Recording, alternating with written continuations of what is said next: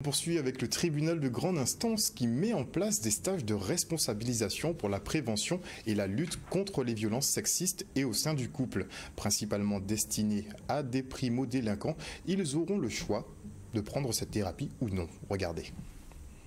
Mettre en place ces stages de responsabilisation qui ont un objet préventif en matière de violence conjugale et sexiste.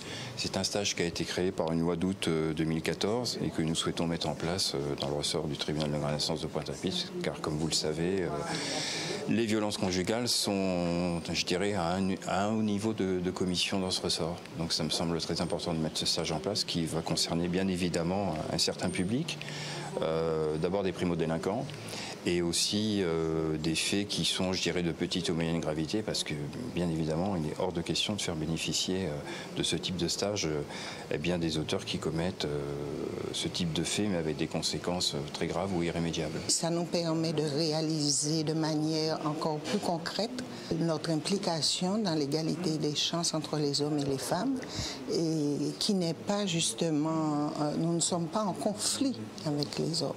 On le dit bien dans notre charte que nous luttons pour l'égalité des chances, bien sûr, mais pour l'établissement d'un nouveau partenariat homme-femme basé sur le respect.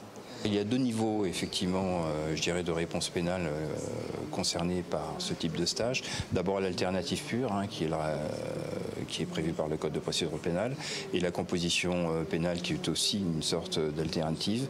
Et également, c'est une peine qui peut être prononcée par le tribunal correctionnel, mais aujourd'hui, nous mettons en place, je dirais, que le premier volet.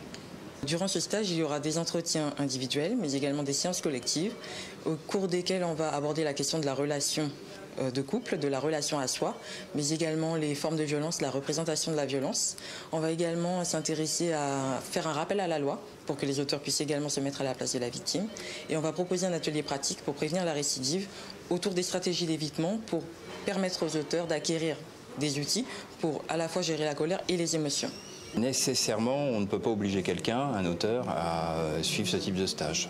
Donc les intéressés seront convoqués devant un délégué du procureur qui va notifier entre guillemets cette sanction.